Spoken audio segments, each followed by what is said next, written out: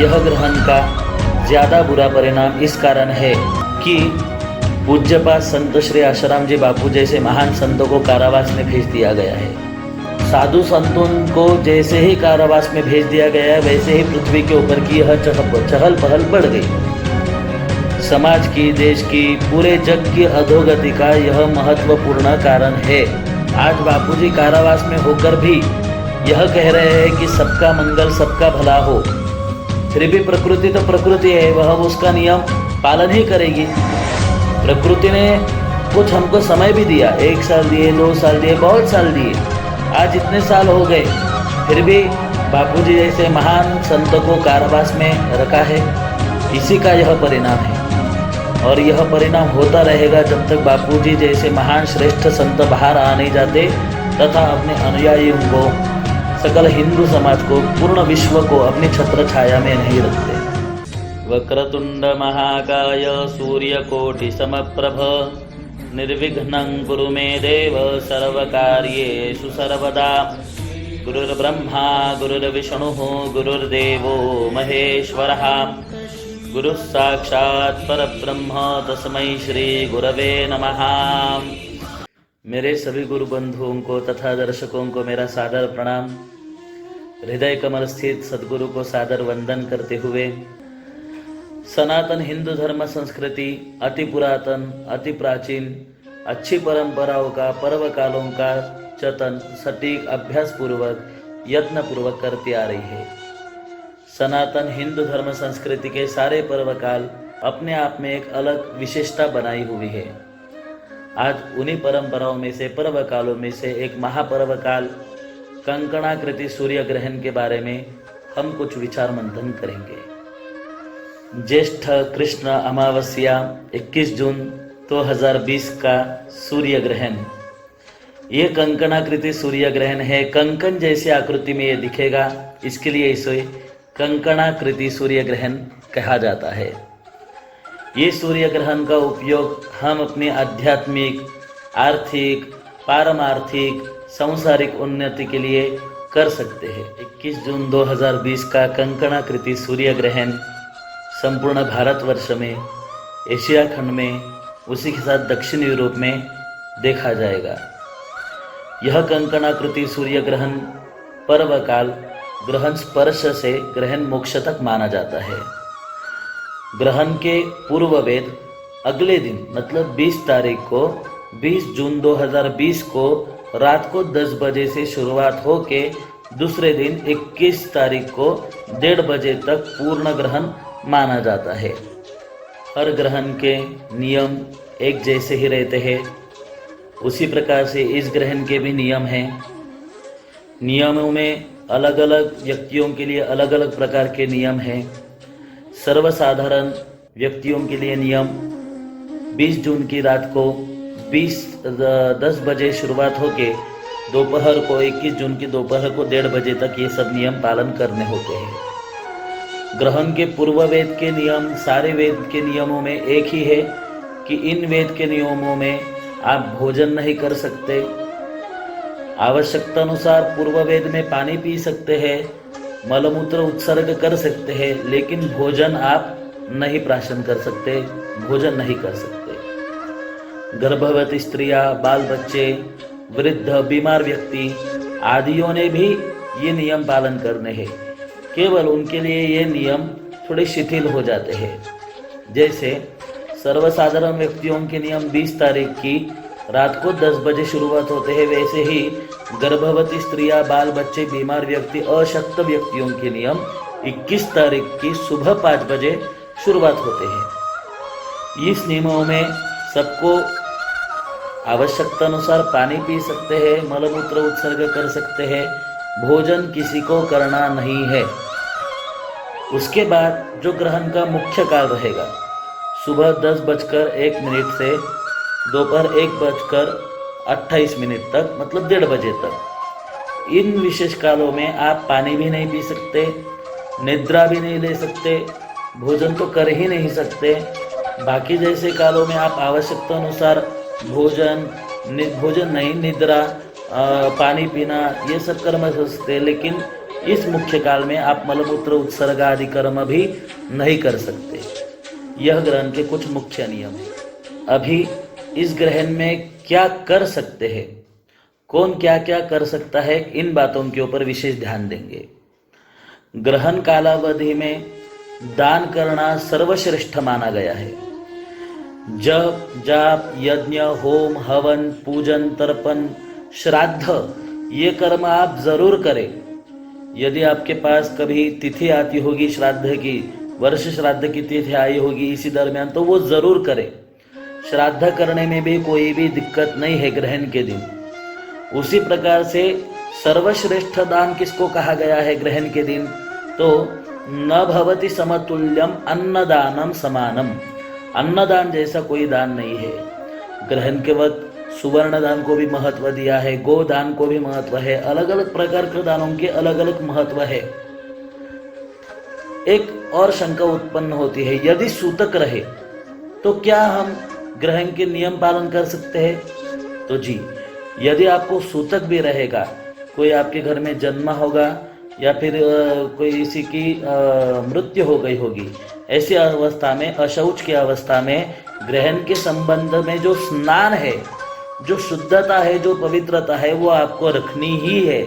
आपको ग्रहण के पूर्व सबको 10 बजे स्नान करना ही है और ग्रहण मोक्ष के वक्त 1:30 बजे सबको स्नान करना ही है। ये नियम सबके लिए समान है, इसमें कभी किसी को कुछ छोड़ा नहीं जाएगा। ग्रहण काल में जप मंत्र सिद्धि सहज हो जाती है। कोई भी आप नया मंत्र लेना हो तो ग्रहण काल में ले सकते हैं। लिया हुआ मंत्र होगा अपने गुरु से, जिसे हम गुरु मंत्र कहते हैं, उसका पुरस्चरण करना, उसका जप करने से श्रद्धा सश्रद्धा जप यदि आपने किया ग्रहण कालावधि में, तो वो मंत्र सिद्ध होता ही है। ग्रहण काल का विशेष ये है कि ग्रहण काल में नर्मदा जी का स्नान माना जाता है अति विशेष। नर्मदा स्नान से संपूर्ण ग्रहण का पुण्य फल अपने को प्राप्त होता है। अब तक किए हुए सभी पापों का ह्रास भी हो जाता है। लेकिन नर्मदा के पास हर एक को जाना संभव नहीं है, तो शास्त्र कहता है किसी भी पानी को नर्मदा कह के आपने प्रणाम किया तो नर्मदा मैया उस पानी में आ जाती है। तो नर्मदा मैया की जय करके स्नान करे और ग्रहण का सभी अच्छा फल अपने आप को प्राप्त कर लेंगे। उसी के साथ गंगा स्नान का भी विशेष महत्व है। यदि आप घर पर ही हो, घर पर ही आपको स्नान करना हो, तो गर्म पानी से स्नान नहीं करना है, ठंडे पानी से स्नान करना है। गर्म पानी से स्नान किया तो भी चलेगा, आवश्यकता अनुसार कर सकते हैं, लेकिन शीतोदक मतलब ठंडे पानी से स्नान करना अति दुर्लभ, अति उत्तम माना गया है। घर में स्नान करने से अच्छा यदि आप किसी तालाब में, किसी नदी में, महानदी में आदियों में अगर स्नान करते तो वो उत्तरोत्तर श्रेष्ठ पुण्य फलदायी बताया गया है। हो सके तो कहीं आपके इधर तीर्थ होगा, नदी होगा, संगम होगा, उधर जाकर स्नान करें, उधर ही जप करें, ताकि हमको इस कंकणाकृति सूर्य ग्रहण का संपूर्ण अच्छा फल मिल पाए। ग्रहण देखते वक्त क्या सावधानियां बरतनी चाहिए, क्या सावधानी रखनी चाहिए? एक तो ग्रहण खुली आंखों से नहीं देखना है, सीधी तरह से सूर्य के पास मत देखना, क्योंकि सूर्य की प्रखर जो किरणें हैं वह आपके आंखों को परेशानी, पीड़ा पहुंचा सकती है। ग्रहण को देखने के लिए विशिष्ट प्रकार के काले चश्मे रहते हैं, उनमें से आप ग्रहण देख सकते हैं। ये जो ग्रहण की कंकणाकृति मतलब मुख्य अवस्था है वो 40 सेकंड तक ही रहेगी। तो जिनको ये ग्रहण देखने में उत्साह है, उनको देखना ही है, उन्होंने वो पूरा जो कंकणाकृति की अवस्था का समय है उस समय पूरी देर वो गॉगल्स या फिर काला कांच अपने पास रखे और उससे देखते रहे। यह ग्रहण विशेष इसलिए भी है क्योंकि ऐसा ही जो कंकणाकृति सूर्य ग्रहण है वो अभी दिखाई देगा सीधा 21 मई 2031 में। 2031 में मई में 21 तारीख को यह ग्रहण दिखाई देगा। तब तक फिर ये पर्वकाल नहीं आएगा। तो ये भी एक विशेषता बनाए हुए है। इस ग्रहण कालावधि में जो अभी आपको फल बताए हैं राशि के अनुसार, वो भी मिश्र हो जाते हैं, क्योंकि केवल राशि के अनुसार फलादेश नहीं बताया जा सकता। हर एक की कुंडली अलग अलग है, कुंडली के ग्रह स्थिति अलग अलग है, राशि स्थिति अलग अलग है, नक्षत्र स्थिति अलग अलग है। तो सबको अभी जो फल बताए वो भी मिश्र प्रमाण में प्राप्त होते हैं। अभी बताए हुए फल या फिर कुंडली के फलों का भी नष्ट दुष्परिणामों को भी हम नष्ट कर सकते हैं। कब? यदि हम सद्गुरु की सेवा करेंगे, सद्गुरु के बताए हुए मार्ग के ऊपर चलेंगे। गोचरी भ्रमण से ये बदल सकते हैं, इसे रावण संहिता में रावण ने भी कहा है।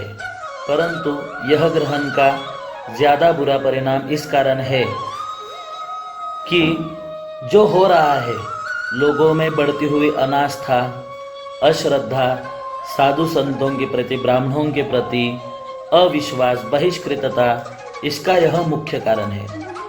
पूर्व कारण में इसी प्रकार के ग्रहण थे, लेकिन उस वक्त साधु संत महात्मा ग्रहण का परिणाम कम कर देते थे, क्योंकि उनके अनुयायी तथा सकल समाज, सभी प्रकार के लोग उनके नियमों में रहते थे।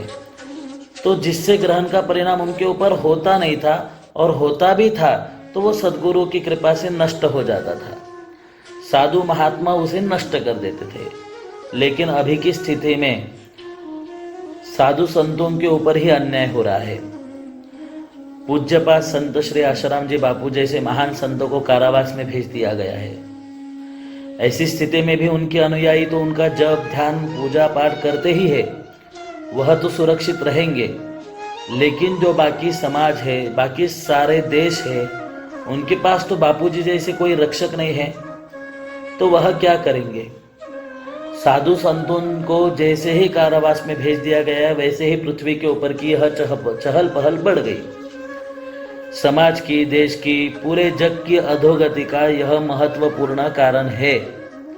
अभी भी इस महामारी का तथा सबकी अधोगति को अगर रोकना होगा तो एक बार प्रयत्न करके सभी एकत्र आ जाए, इकट्ठा हो जाए और साधु संतों के ऊपर हो रहे इस अन्याय के खिलाफ खड़े हो जाए। फिर देखिए यह महामारी चुटकियों में कैसी विलीन हो जाती है इस ब्रह्मांड में। क्योंकि ब्रह्मांड का ब्रह्म को ही यदि आप छोड़ दोगे तो प्रकृति है, जो आप बोओगे वैसा ही आप पाओगे। यह प्रकृति का नियम है। प्रकृति, साधु संत कितना भी प्रयत्न करे कि हमें बचा ले, हमारे लिए कुछ अच्छा कर पाए। आज बापूजी कारावास में होकर भी यह कह रहे हैं कि सबका मंगल, सबका भला हो। फिर भी प्रकृति तो प्रकृति है, वह उसका नियम पालन ही करेगी। प्रकृति ने कुछ हमको समय भी दिया, 1 साल दिए, 2 साल दिए, बहुत साल दिए। आज इतने साल हो गए, फिर भी बापूजी जैसे महान संत को कारावास में रखा है। यह उनकी भी लीलाएं हो सकती है, परंतु हमें तो यह एक प्रकार का कारावास ही दिखता है। इसी का यह परिणाम है, और यह परिणाम होता रहेगा जब तक बापूजी जैसे महान श्रेष्ठ संत बाहर आ नहीं जाते तथा अपने अनुयायियों को, सकल हिंदू समाज को, पूर्ण विश्व को अपनी छत्र छाया में नहीं रखते।